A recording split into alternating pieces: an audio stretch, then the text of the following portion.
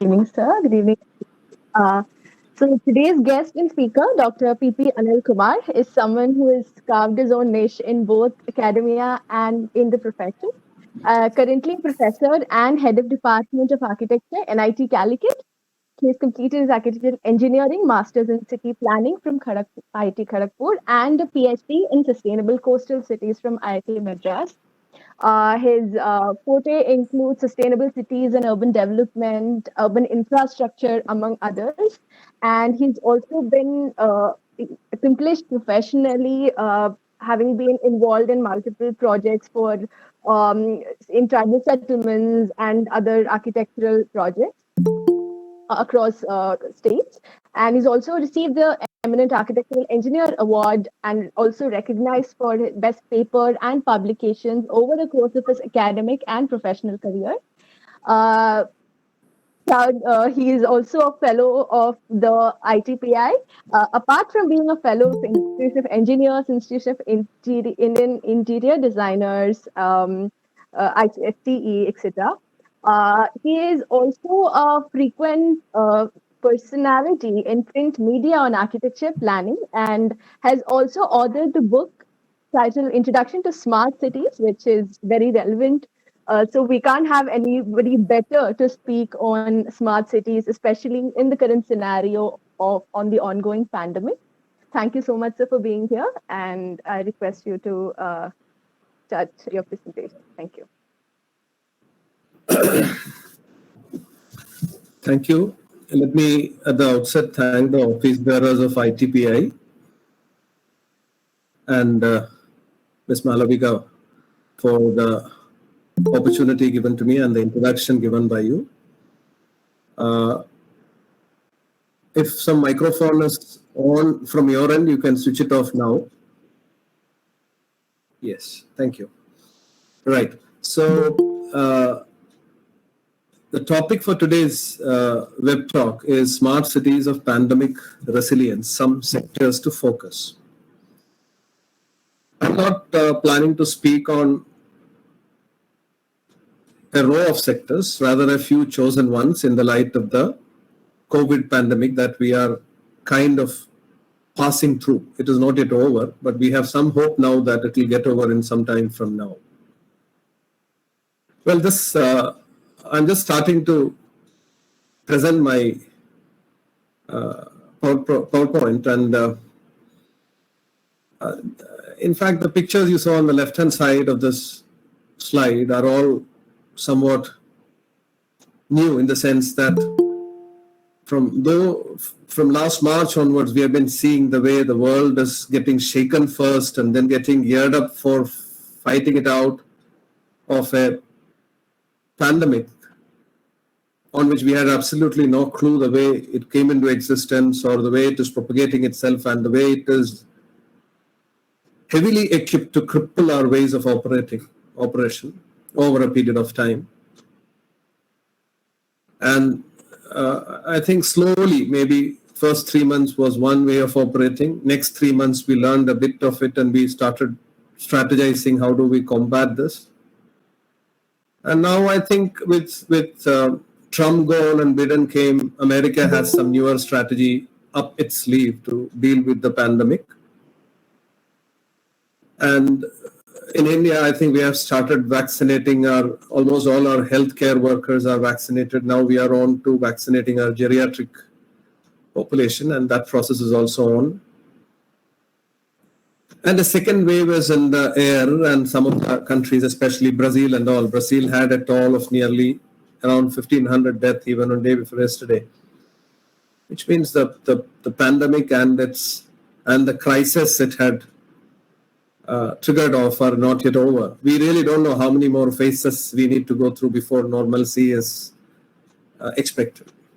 We cannot speak of a certain normalcy, but we hope things will be back to almost normal in some time from now. Not in a very early period. I'm sure it may take from nearly a year to probably a few years to be absolutely normal.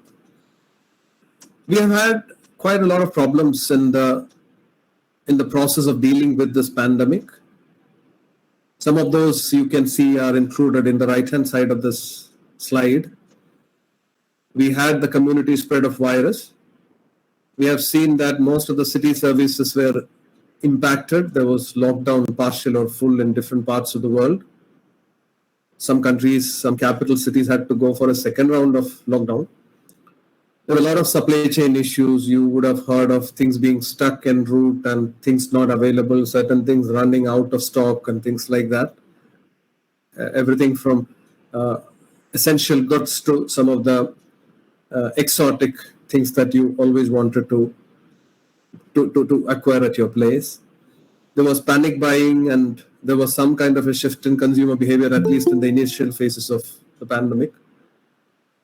And the work environment had a total change, and there was constraints operating. There was a total shifting from physical modes of working to online modes of working, and probably work from home became so commonplace a phenomenon, especially in some of the new sectors. I mean, for example, IT had it work from home as an option even from the beginning, but many other sectors where we haven't really expected it to rule the roost, things have changed. Across the globe, interstate, international travel restrictions have become an order of the day. Business shutdown and loss of jobs, a lot of structural unemployment resulting out of all these. Hospitals were finding it really tough to deal with the situation, especially in countries like Italy or even in the capital city of United States or New York. You have seen probably people running helter-skelter without being able to manage the available healthcare facilities for the people who were infected. A World Economic Forum study on what are the biggest risks to society in the next 18 months, which was conducted in the early 6 months of the pandemic spread, revealed that, under these categories of economic, societal, geopolitical, technology-related, etc., you have quite a lot of major risks identified. And if you really move on to which were the major ones, as the slide shows you, global fallouts from the pandemic. We'll just go through them very quickly. Prolonged recession of the global economy. We are completely crippled, at least in the initial phase of the pandemic, and right now I think we are slowly coming back to action. But there is some kind of a recession in the air. Global economy is about to suffer. Countries like India could catapult back into action in quite quickly, but not many countries. There is a lot of bankruptcies booked, big firms and even small and medium enterprises. And a wave of industry consolidation is again in the air. Some industries are finding it really tough to recover. High levels of structural unemployment. It needn't be true unemployment. A lot of jobs are there. A lot of people are there. But the right people for the right job are simply missing. As a result, you get employed in the wrong sector. Your skill sets are not respected. That's what we call as a structural unemployment, especially for the youth who are most aspirant about being employed, find it really a disturbing phenomenon. There are tighter restrictions on the cross-border movement of people and goods. Even today, I think initially we had controls on traveling between, restrictions on traveling between states and even across districts. Across countries, of course, it has been there. But then it got eased within the country for some time. But of late, you know that if you are traveling from Kerala, you need to have a PCR test result of not more than 72 hours old to travel by air to some of the states like Karnataka or Delhi, etc. So, some of these controls are still around, is in force. Weakening of fiscal positions in major economies, protracted disruption of global supply chains, economic collapse of an emerging market or developing economy. Developing economies are finding it really difficult to cope with things.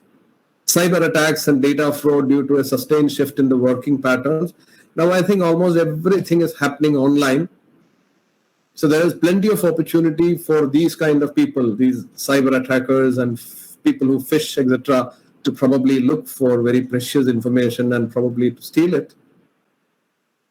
So there is an increased threat perceived in terms of cyber attacks, potential cyber attacks on otherwise very robust systems, because most of these online systems are at they are bursting at its seams in terms of the capacity they are programmed for. Another global outbreak of a similar pandemic is something nightmarish for all of us. And for your remembrance, the last similar instance of a pandemic of this order had affected mankind probably around 100 years back, Spanish flu. It had affected nearly 50 crore people, and probably around 5 crore people perished. And I don't think many are around us who can actually recall that particular instance of a pandemic, which means almost all cross-sections of demography in and around us globally. This is something new. I don't think they have seen anything similar to all this. In a way, we are all confronting a very unprecedented scenario. As part of my talk, I don't want to talk about too many sectors. I said I'm focusing on just 3 sectors. Since we have seen that most of our woes and worries are around the sector of economy, I'm trying to look at economy as one of the sectors in which we must be building some resilience over the next 5 to 10 years. Governance as the next sector, because whether there is pandemic or not, whether things are being in a standstill or not, whether there is a lockdown or not, certain essential public services are to be delivered, and governance machineries and systems in place have to move on. Well, as part of being infected or otherwise, you don't have to be necessarily contracted. COVID-19 contracted to be in a precarious position health-wise. You can have other health emergencies of chronic nature, which you were probably experiencing even before. Somebody can suddenly have other ailments all of a sudden. So healthcare sector also need to plan for being resilient in the years to come. We really don't know, maybe from here onwards, henceforth, whether this is going to be an order of the day. We're not very sure about another similar pandemic striking us, probably a mutated version of the same virus, or a more virulent version of the same thing, because the second round of COVID, we say that the virus had some kind of mutation. So, varied forms of secondary attacks are always possible. And now we know that what are the immediate impacts of COVID-19? We have our mobility, as mentioned, is restricted. Our interactions have been limited. Much of the livelihood means are sort of severely impacted. Our economic well-being is a big question mark. But slowly we are opening up. Things are not as disappointing as it was probably around 6 to 8 months back. And we have got a substantial part of the population consistently being treated, monitored, quarantined, and this may continue for some more time. So all these things have to move parallel. And all the things you see in the third column, maintain social distance, always stay home, use your face masks, break the chain, are all campaigns which we are quite familiar of late, as part of preparing ourselves to deal with the pandemic. Let's now move on to the first sector I mentioned, smart economy. I don't want to go into the details of smart economy per se, because we are not dealing smart economy from a generic angle. We are rather dealing it from an angle of its capability to deal with an emergency like this COVID situation. In fact, if you define smart economy is a hybrid of the elements of the conventional enterprise economy, which we all are familiar with, and that of an innovative economy where ideas drive the enterprise. The openness to ideas, That's what makes smart economy different. Economy has to primarily deal with a few systemic issues. Per capita income of its people, it has to increase. Volume of goods and services transacted, it has to consistently improve upon. People should be expecting more of profitability, should be able to do businesses easier than usual. Lot more of jobs need to be created and citizen skills need to be improved. But in the wake of building resilience economy-wise, to be prepared better for dealing with similar pandemic attacks or similar kind of crippling instances of happenings, I think we need to now look at newer ideas to drive our enterprises. That's what smart economy in this regard is all about. So you have to incentivize innovation and entrepreneurial ventures from this angle. A lot of new ideas would come, a lot of new modes of running business would come.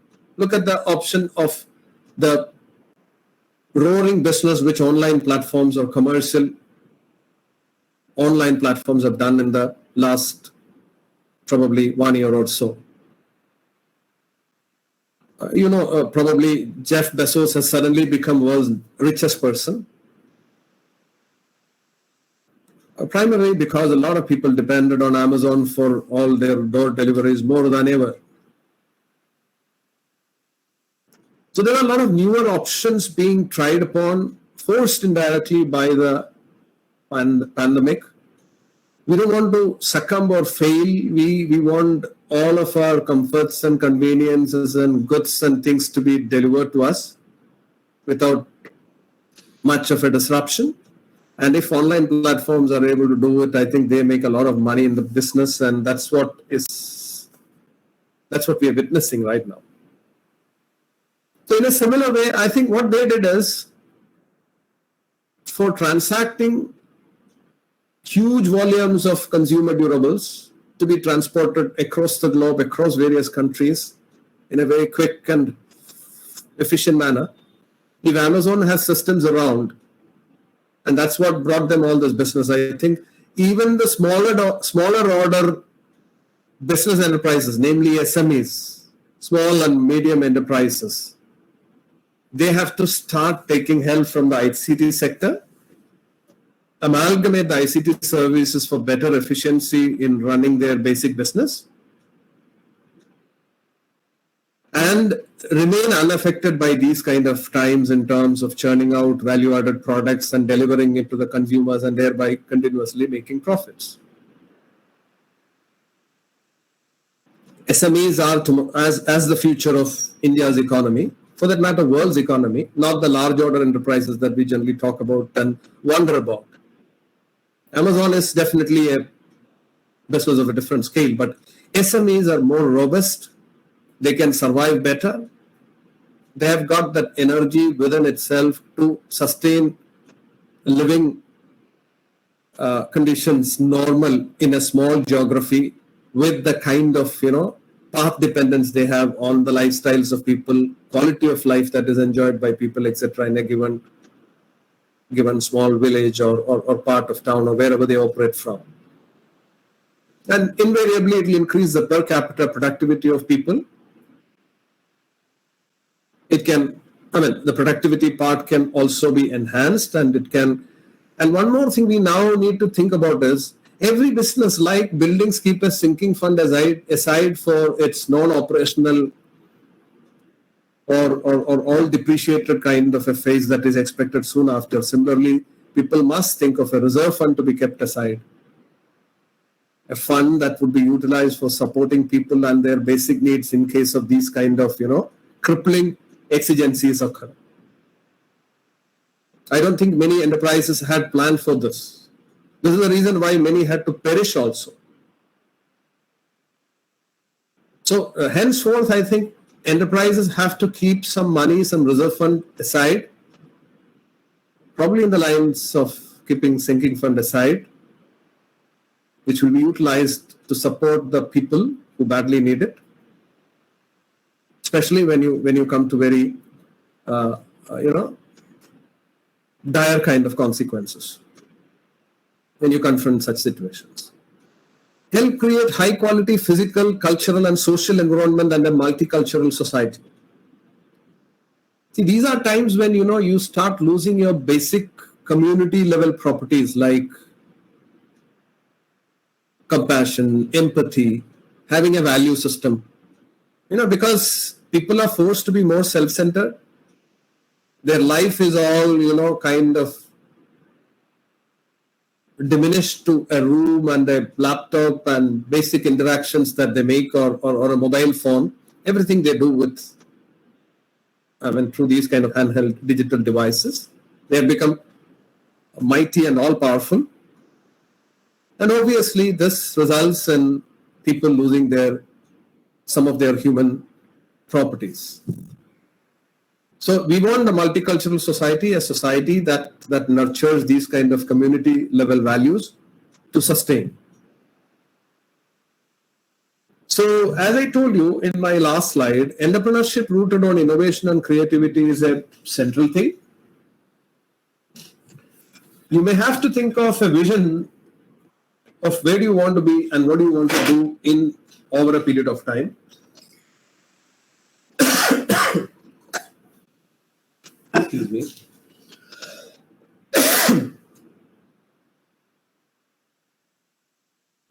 You have to plan your amenities and services and activity hubs to be pandemic proof.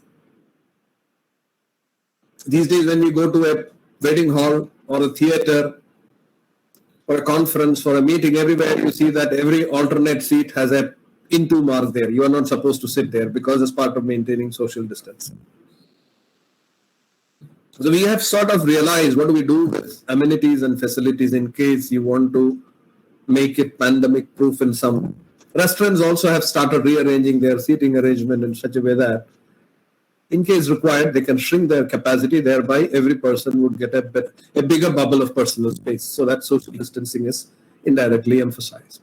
So on spatial planning, whether it is in a park or a hall or a community facility, in buildings, everywhere you can probably start planning things with this also in mind. In case this happens, this is what we are going to do.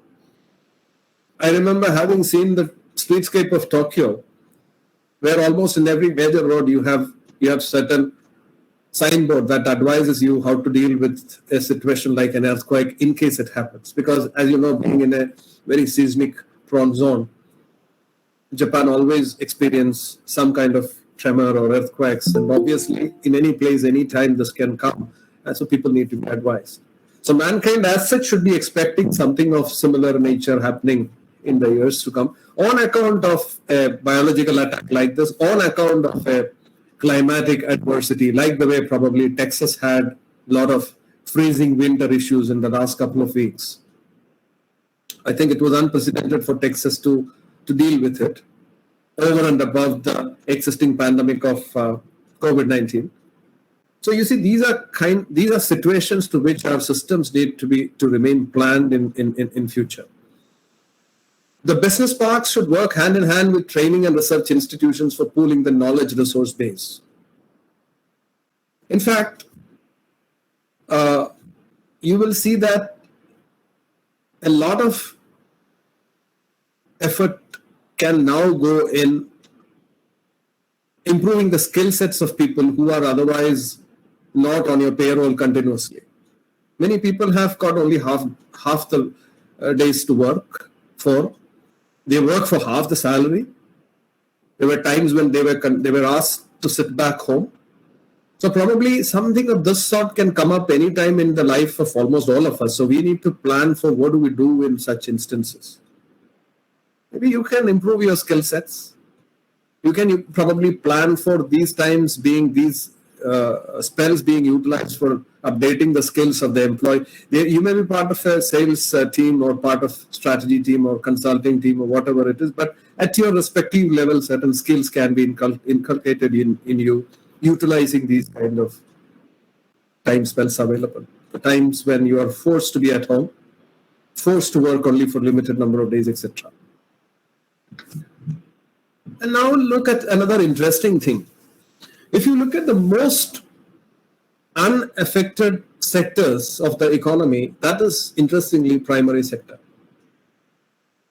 I've just listed a few: agriculture, fishing, mining, horticulture, and food processing are the industries which were kind of remained unaffected in the pandemic scenario. You know, most of the cities work based on the secondary sector activities, that is basically manufacturing activity that is happening, or the tertiary sector service level activities, and this was maximum affected. We are not in a position to move about. Our mobility was restricted. We cannot assemble in a place. You cannot go to a mall. You cannot go to a theater. It is primarily the basic services, tertiary sector activities, as well as the value addition kind of manufacturing activities which were affected. But if you really look back, your farms function near normal. Your fishing community worked almost normal. Mining wherever, I mean, almost all those activities which were close to nature happening in villages were remaining more or less unaffected. So indirectly, the pandemic times were a call for us to go back to the core sectors of economy, that is a primary sector, might be with a lot of ideation on how to run them innovatively. I'm not asking, or we are not discussing a case of our going back to the primordial days of, the farming community dominated and things like that. Of course, they dominate. What I'm trying to say is that you need to innovate in the basic traits of primary sector activities and probably thereby help it to add more value to the economy in process, economy in existence. And that's what probably we must be aiming at. Some of these ideas I have discussed on the right-hand side, like co-creation, which makes it possible for people to sit at different places, share ideas, share work, and it brings in people of very different talent sets together, so that together they can create wonderful, innovative things that would run our systems better.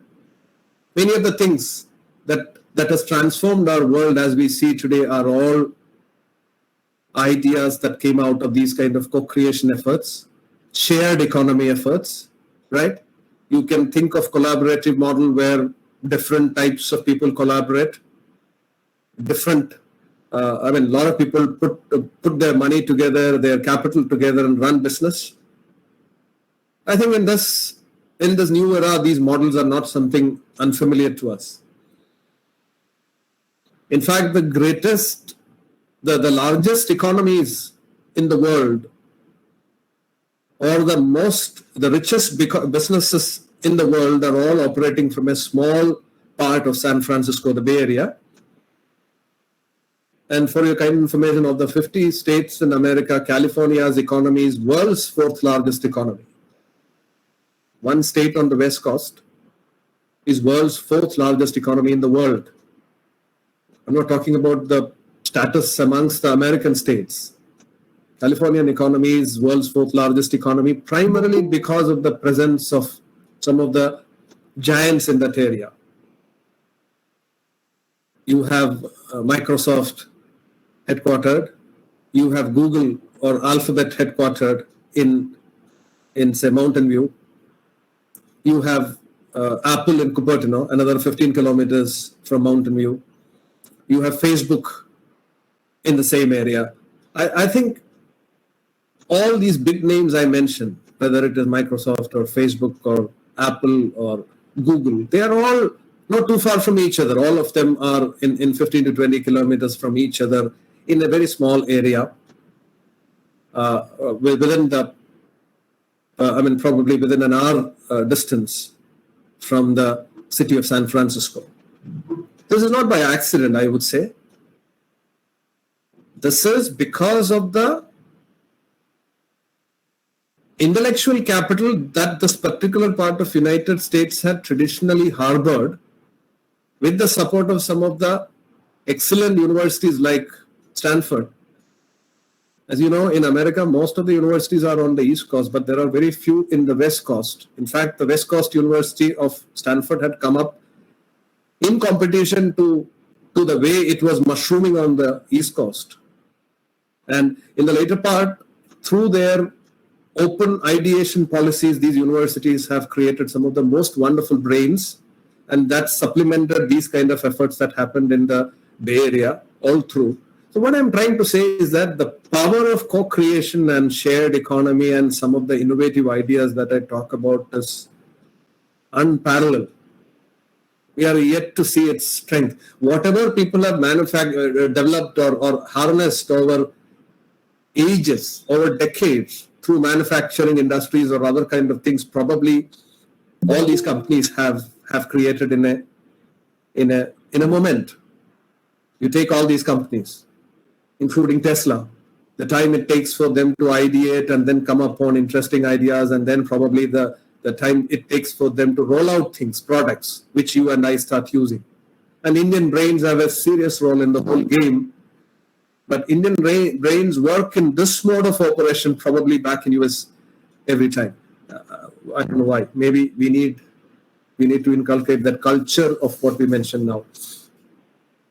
I'm sure I have taken substantial time on economy. I'll try to cut short on the other two sectors so that we are kind of on time. Another thing of importance, or where you need to build some resilience over some time from now, is on the governance side. Because, as I told earlier, whether it is pandemic time or otherwise, we have certain basic operations that has to happen seamlessly, uninterrupted. Our bills are to be paid, our public services essential to be delivered are to be delivered. Our requests, our applications, all these things have to happen continuously. So you see what is basically the core tenets of governance are assigning authority, process of decision making, and ways and means to ensure accountability. Plenty of things have to go on, whether it is applying for your driving license or getting an income certificate or probably making some of your tax payments. Everything needs to go on. That too, it should go on with all the basic tenets being respected as I listed them. Assigning authority, somebody making the decision, and then things are all remaining accountable.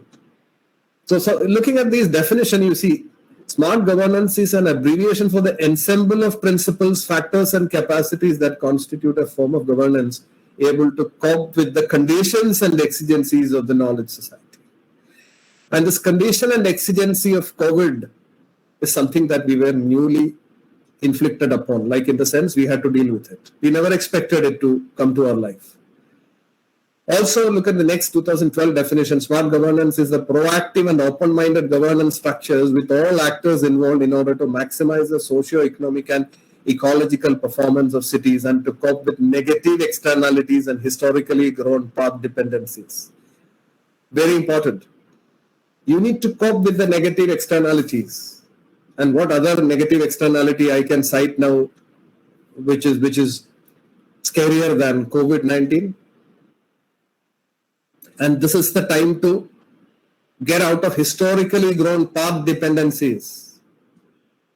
Many of you might be government employees, so you know how irrevocable, how unbreachable are the historically grown path dependencies. We have certain ways to do things. We are never ready to re-engineer them. We have got to look at open governance, smart governance as a new way of doing things where citizens should be given access to all major information. You have to share the information, and you have to welcome open and transparent ways of facilitating compliances with rules and regulations, faster and easier access for citizens for public services and personal benefits. All stakeholders are to be consulted, considered, and decision-making should be truly collaborative. Government operations are to be, integrated, done intelligently, need to be reinvented and re-engineered. and the integration of data transfer across departments and thereby avoid the silos effect. And you have to sort of standardize things to the extent possible. And it has to remain, government systems also should remain competitive. Somebody who does things sustainable, all that need to be taken care of. The diagram on the right-hand side gives you some idea on what we are talking about. You see the innermost circle is about information. You simply keep the information available for anybody to come and have a look at it, the public. That's the first level of your governance going transparent. At the next level, you allow people to interact, stage 2.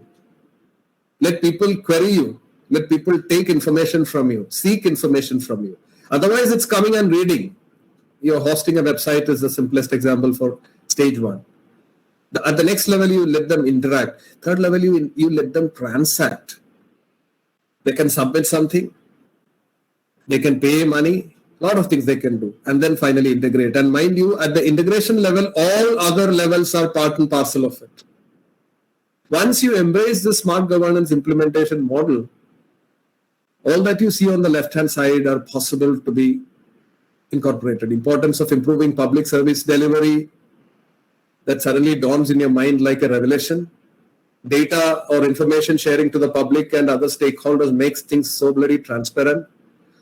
Open government through stakeholder participation and collaboration adds a new layer to the process of governance. Implementing GIS and GPS makes the entire thing geographically tagged and mapped and connected, and navigation and information systems start revealing many more, much more than what it used to. The ICT support for these kind of systems there is no end to the level to which ICT can revolutionize it. For all the things, including in economy or in governance or in the next lab when we discuss smart health, those are to be worked out with the help of information and communication technology. Only thing is that you shouldn't be reluctant to re-engineer processes. In the light of the new information technology revolution in general, we have to re-engineer all our processes. All our processes includes all the systematic way of preparing plans or submitting it or getting its approval or getting it endorsed, getting data from different parts and assimilating it for the preparation of the plan or other schemes as part of whatever it is, whether it is master plan or structure plan or various development plans that we generally talk about. Whatever it is, we need to re-engineer all processes.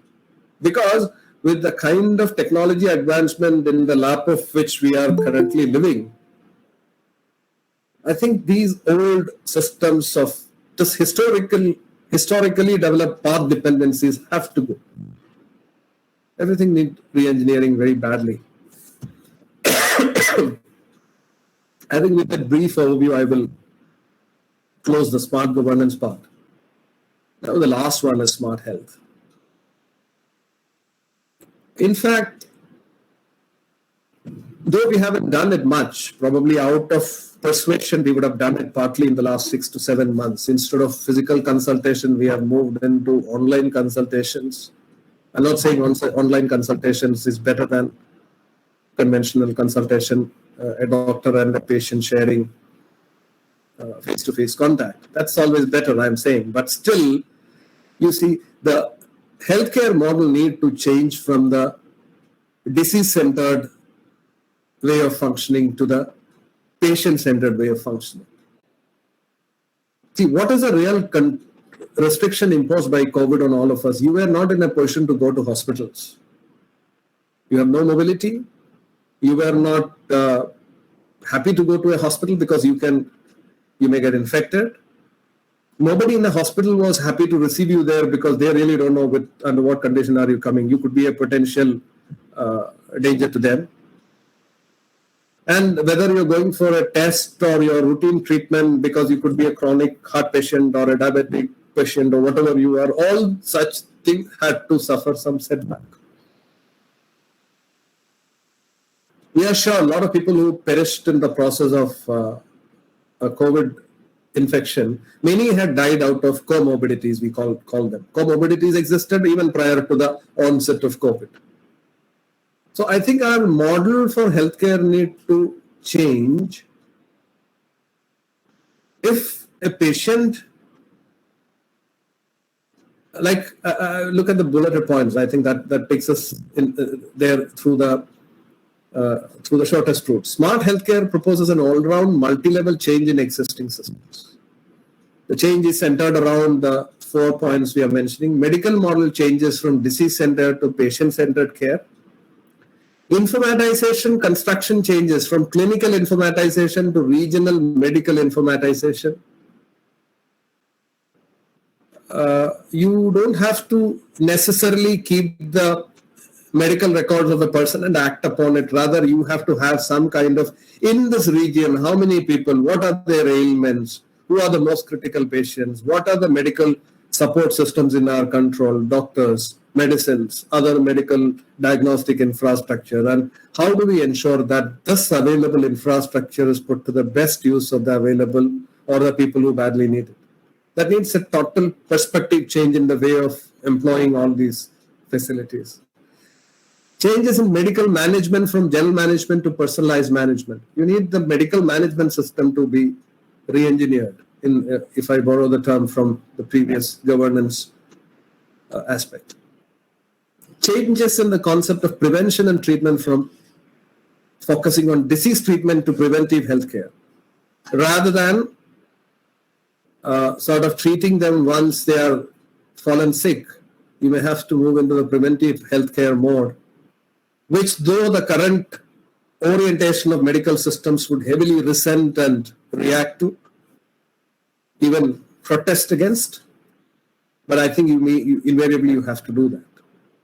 Smart healthcare is a health service system that uses technology such as wearable devices, IoT, and mobile internet to dynamically access information. If you have a wearable which keeps tracking your pulse, your BP, your sugar levels, your oxygen levels, and continuously communicating it to some central repository of information, and there are people who are monitoring it on a continuous basis, and they have clear idea on where is this patient located and what infrastructure he is badly in need of, and what is the availability of all this infrastructure in case it needs to be deputed to him. And mind you, all these people are connected. You can WhatsApp to them, you can message to them, they are in the social media, right? They are all people who are connected with this micro gadget. All of them carry a mobile phone. And the wearables that they use can record all their health parameters and continuously alert you. So actively managing and responding to medical ecosystem needs in an intelligent manner is no more a difficult task. Your artificial intelligence, Internet of Things, your mobile internet, the devices that you can actually utilize, all of them can work in unison as part of a single ecosystem, and thereby bring in the revolutionary change. And mind you, smart devices act as the base of smart healthcare, and much of these devices are around us now. They act as some sort of data loggers. When you use your watch or your mobile phone to track your activity on a daily basis as part of probably your tracking activity for nominal amount of exercise or other things, it is indirectly logging all the data of your activity. It can also log in data on your sleep, on your heart rate, on your varying oxygen levels, and it can be stored and deductions can be made on them. And all with appropriate location reference, GIS, GPS aspects that we mentioned earlier bring in a lot of meaning to it. By going through the collective data so gathered, the other end will be able to continuously monitor the individual cases and sense the changing trends. If there is a hotspot being created in one part where more number of people are being infected by COVID or any other disease for that matter, they will be the first group people to note it down. We have an entirely different way of managing medical emergencies evolving if we listen to it very keenly. But unfortunately, I don't think we are listening to it in a big way. Though there is momentous changes happening over a period of time, and in some way COVID had accelerated its pace. And it dawned in all of us that, okay, these are varied and novel ways of looking at, healthcare and related management. Emergency, remote management of patients, etc., are becoming a different. They all can now. You can do them all through different strategies. The issue comes only when you have to invariably go meet the patient, or patient need to come and meet the doctor. That's when the physical contact happens. Your PPE kit and all other kind of, externalities come into picture there. What if you are anticipating the kind of changing trends and issues and possible hotspots? Look at the right-hand side. Community level data analysis with GIS and GPS support will help us to know about the possible hotspots. Healthcare system needs to be planned in a given area in case you identify there is something slowly in the making in that area. Essential goods are to be supported because people have to thrive. Their foodstuffs should come, right? All their food, all their essential commodities are to be supplied. You have to plan for emergencies, deployment of medical personnel, healthcare workers, diagnostic services, law and order people.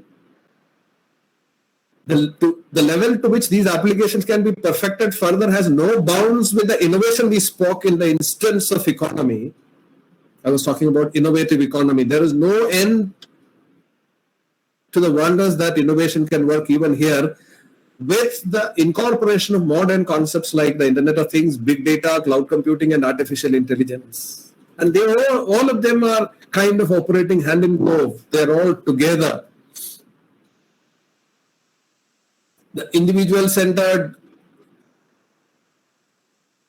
activities that you can probably do through smart healthcare, where deployment of required devices to track the health condition of the individual on a constant basis, continuous monitoring of the patient and acting at the right point of time in the case of medical emergency, remote management of individual-centered patient data. Beautifully done. You don't have to worry about. You don't have to even know what is actually happening. Some countries are good in doing this. Singapore does this to a great extent.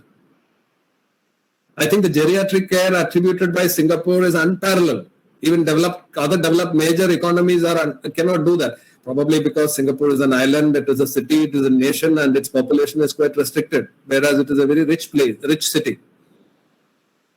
At the community-centered level, you see the emergence of hotspots, trend analysis in various jurisdictions, everything on your screen, it comes up.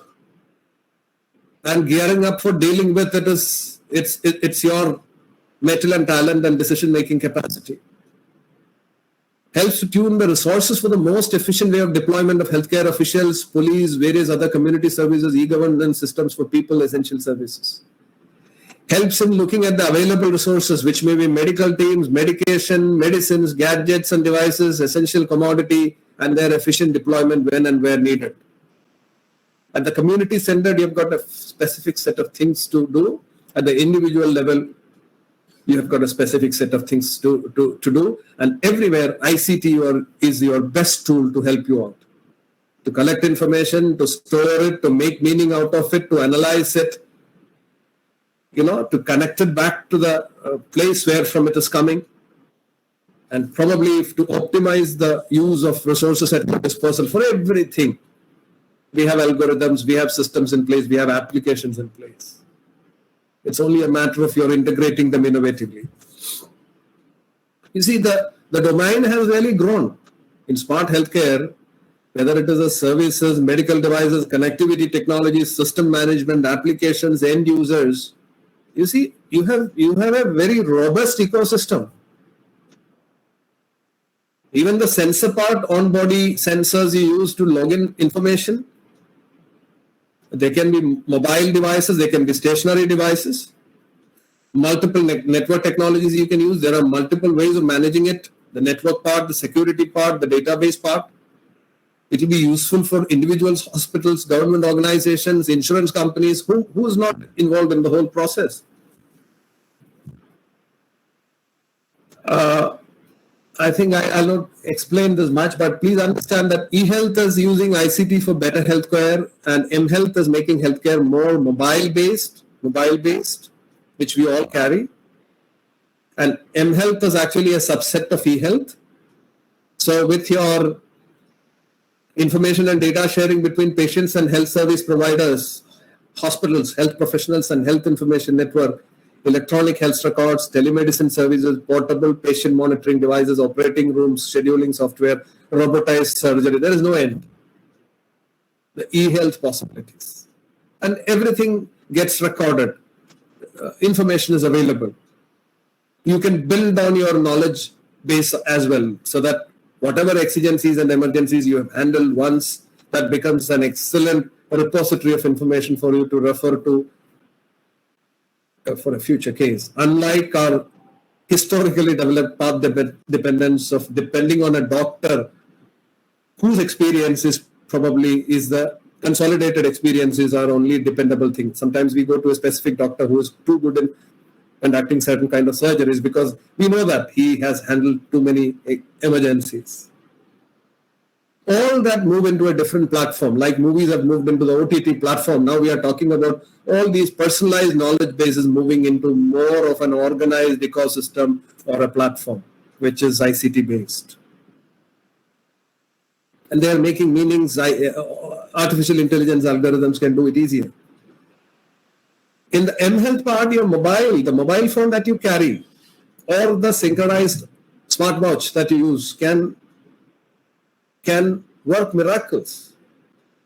A lot of patient monitoring it can do. A lot of personal digital assistant it can act as. The wireless environment makes it all possible. Electronic record management, smart home services, connected medical devices are all things possible with this. And already certain systems are in use. For example, Kerala government's telemedicine service, eSanjeevani, or one of the Chennai systems that uses geotagging are all examples for this. And as a last part under healthcare, I don't know how many of you have noted, unlike in other times, during COVID period, almost everyone had to be on some kind of an assisted living.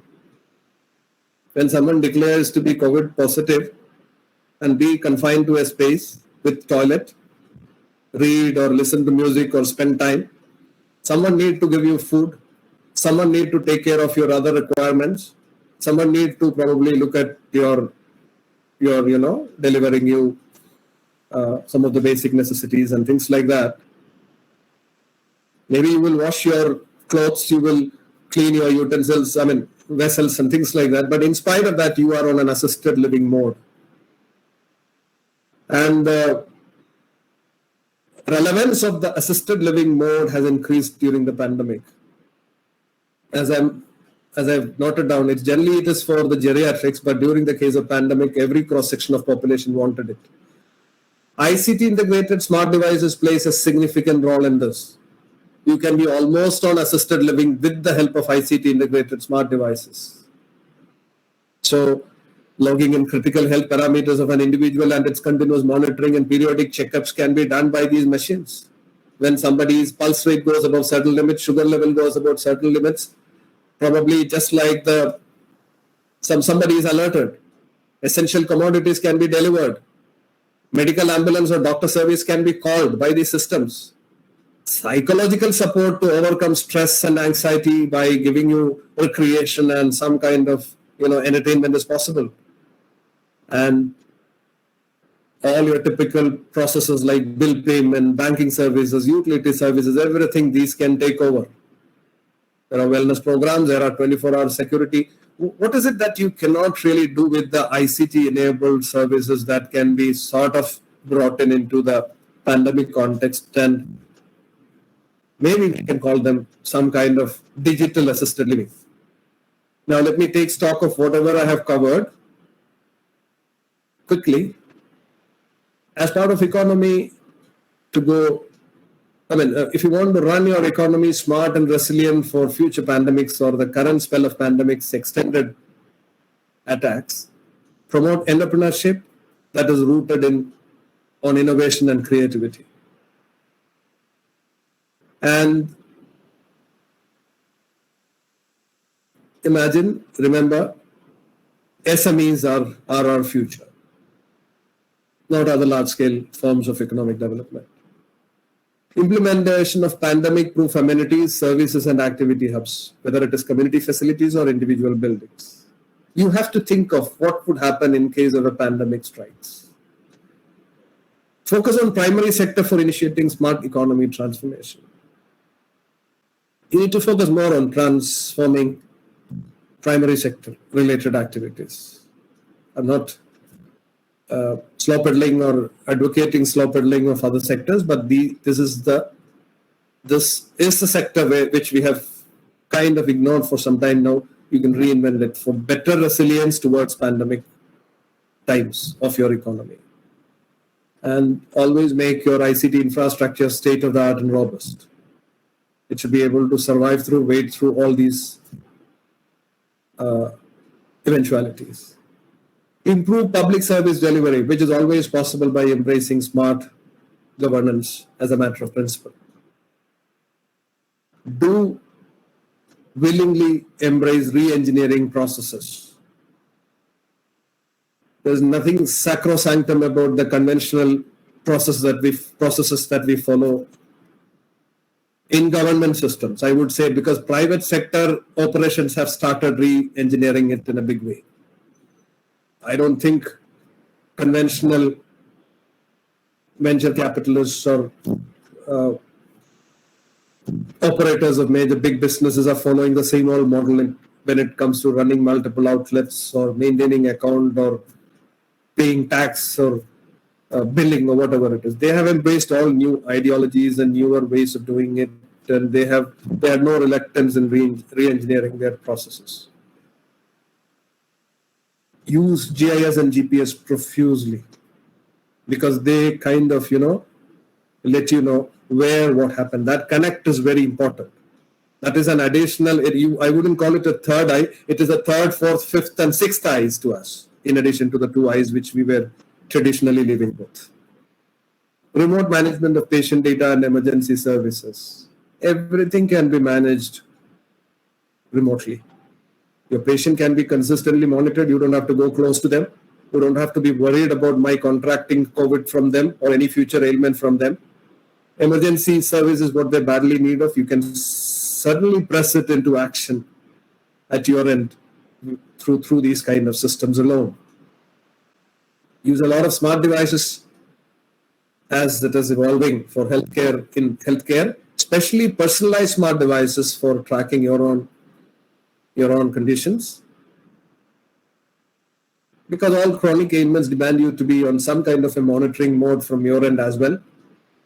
Typically, what do we do? We go meet a doctor, do some tests on a typical thing. But what if on a daily basis you are kind of tracking more commonplace parameters as related to your body's functioning?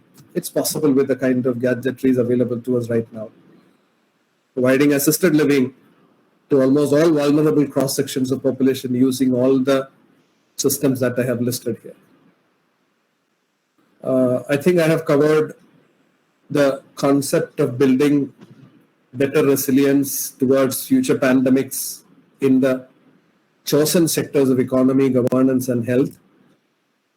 And if there are questions from the audience, I'll be happy to answer. Thank you so much. I thank ITPI for this opportunity. I think all that I mentioned, the need for us to be proactive and prepared for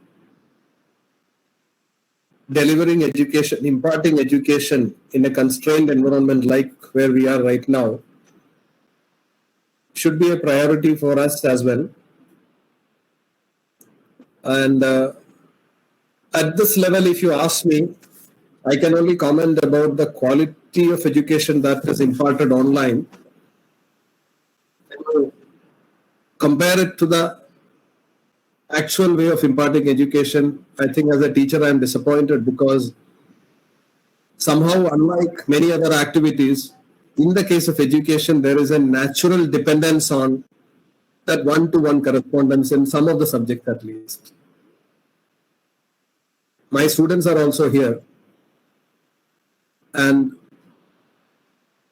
I'm sure some of the subjects that you are able to teach them through online maybe there is some comparison, but I'm sure on studio subjects and all, this is a far, much diluted kind of experience. So if you tell me one sector that is really crippled in terms of coping with these kind of times, pandemic times, or probably building there also we have built resilience. I'm sure, for example, if I speak from NIT's angle, we have bought an expensive Cisco-based WebEx platform, which will help us to take classes for a few thousand students at a time, scattered anywhere. And I think in case they face a similar situation again, I think our WebEx platform is with us, so we'll be able to continue the same trail. But if you ask me in terms of the quality it delivers, is it anyway comparable to what it used to be? I would say there is a lot of difference. But in all the sectors I mentioned, that is economy, governance, as well as in healthcare, the changed way of operation that we are right now exposed and the kind of innovations we can bring in is going to make it better.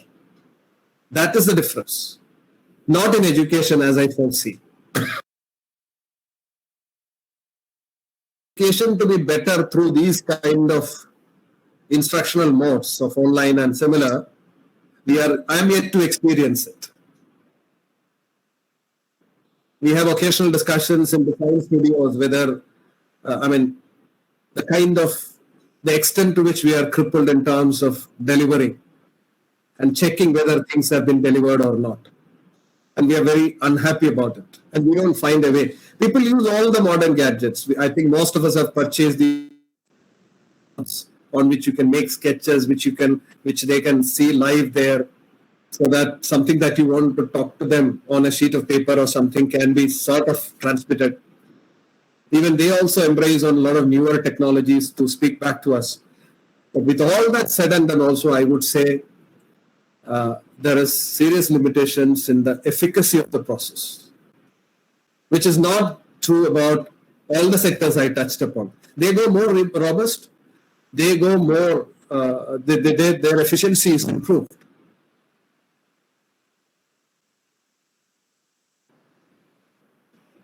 Thank you.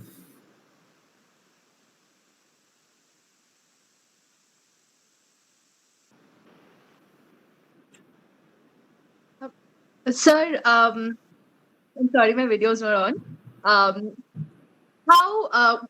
Whatever you spoke about, smart technology and all that, how prepared are we as a country? I'm not talking about a forced preparedness like a pandemic, but ideally, how prepared are we as a country to move to the concept of a smart city?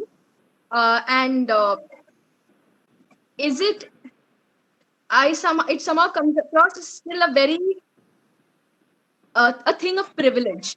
Even when you were mentioning any of the things like a fitness band, anything, it somehow talks about a section of the society who can actually afford it. But when we talk of India as a country, and especially people who have been hit by the pandemic, a major chunk of them are still people who cannot actually afford this sort of technology or to make the transition. So, how prepared are we? Yes. Thank you. That's a good question. If you can switch off your microphone because there is some noise. That's why. Yeah.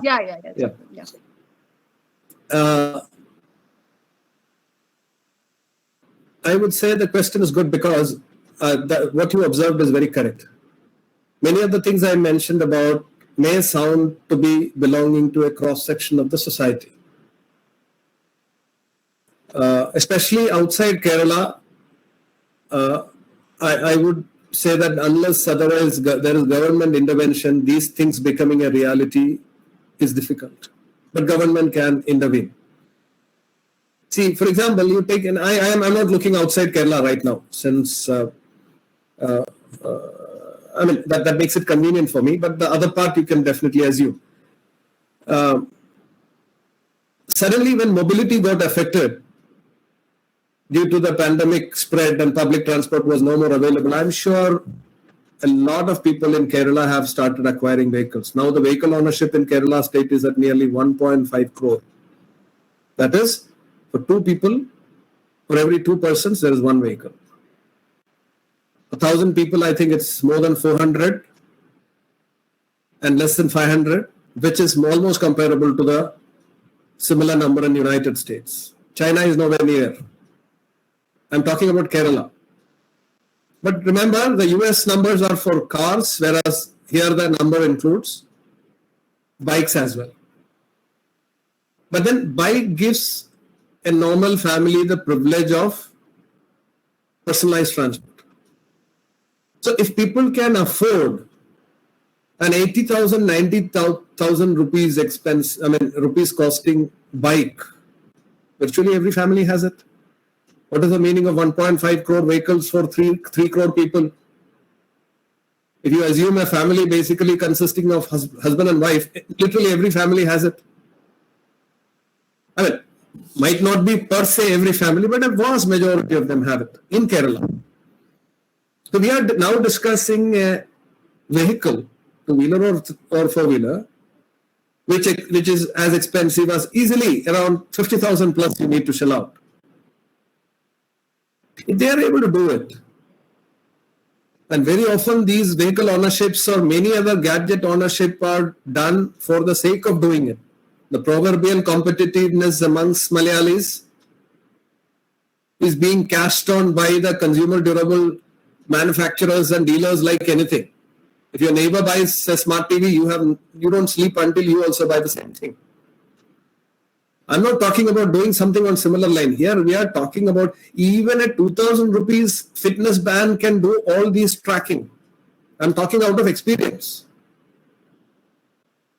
Right? You don't have to buy a 20,000, 30,000 smartwatch to log in these details. Your activity, once you start regularly tracking and you ensure that I am doing certain amount of activity on a daily basis, I'm sure you are likely to end up far less in front of a potential doctor who treats people who suffer from ill health. So you see, there is some kind of a preventive healthcare mechanism automatically in the making with these kind of systems being commonplace. So we are discussing, and what is 3,000 rupees? 3,000 rupees is basically income of a typical laborer, 3 days income of a laborer, typical laborer in Kerala. You may ask me, like, are there not people who still find it difficult to earn so much? There are. But this is not something which you cannot aspire. It is not so much of a thing out of your reach or anything. There is always an option for you to reach out to that. And mobile phone. Who is not owning one? Right? The rest of the things, Malaviga, rest of the thing is state's responsibility. If I have a wearable device, if I have a mobile phone, you have to provide me an app through which I'll be able to log in these details on a daily basis to my healthcare worker or my PHC, primary health center. And it is their task to consistently monitor me, or probably imagine, or to start with, you start doing this only for the geriatric cross-section in that region, who will be probably 10% of the people in a ward. Those who are above 70 to begin with, 60 then to begin with, because they are the people who badly need this kind of a care. So this is not unthinkable or something. At a very meticulous level, if you plan for it, it is implementable. And the cost sharing mechanism is also not something which is unthinkable.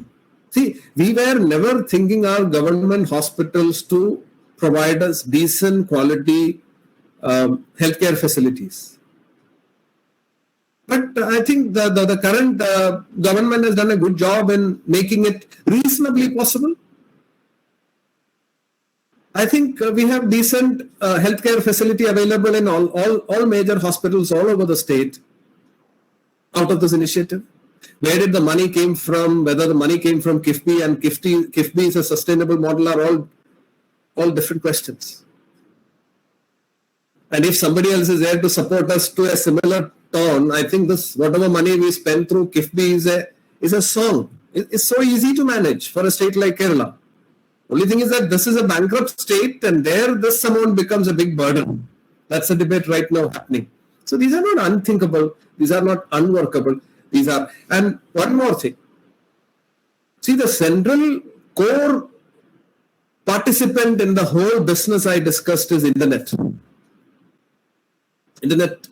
availability. And mind you, on that, the country is far ahead of many other countries. I don't know how many of you know, in rolling out 5G, India is likely to be the 5th or 6th country in the world. There are only 4 or 5 countries ahead of us in rolling out 5G. In terms of internet spread, we are far ahead of many European countries.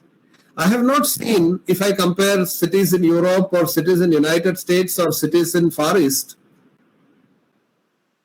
better cities in the respective years. I'm talking about the last 1 decade of my travel. I have not seen anywhere where internet was this freely available. I mean, freely, underlined, free of cost as well. In many places, without paying, you cannot use internet, even in airports. Tell me which airport in India is not giving you free internet service? Most of the railway stations give you. Most of the there are n number of hotspots where this is available, made available, and the current project of government of Kerala to give it freely or literally free to people. And our net connectivity is so good, and the whole of India is moving in that direction. So the central, the most important critical component in this revolution, which is the omnipotent presence of internet, like air or water all around you, is something which government of India is working on, the state government is working on, and there is no option, but that will be a reality in a very short spell of time. So what is your central element is in place, and it is not very expensive to provide it. It's not like running, bullet trains. For the Bombay Ahmedabad bullet train, Modi is spending 1 lakh crore rupees, right? But for the providing internet all over, and the amount of money that they earn through spectrum auction. Day before yesterday, there was 5G spectrum auction, and I think Reliance alone had paid to the tune of 60,000 crore rupees. So they make a lot of money, and with that money, I think providing this facility accessible to the people across the country is not a problem. And then at your end, there is some little investment. At the end of the government, on further infrastructure, there is some investment, which government is very well capable, whether it is government of India, no doubt about it, state government, of course, they can also manage. And then at the end of the person's concern, as I explained, a typical laborer here in Kerala is well equipped to do it. He's capable of doing it. He can afford it. But on the very ordinary laborers, economically weak groups in other states, well, you may have to probably support them. What is wrong in supporting? This is a welfare economy. These are all part and parcel of actions that would take you more towards the goal of a pakka welfare state. Right. Thank you, sir. I'm sure we can all agree we are very lucky to be in Kerala, especially in a situation like this, especially considering it's a welfare economy. Thank you, sir. Right. Thank you.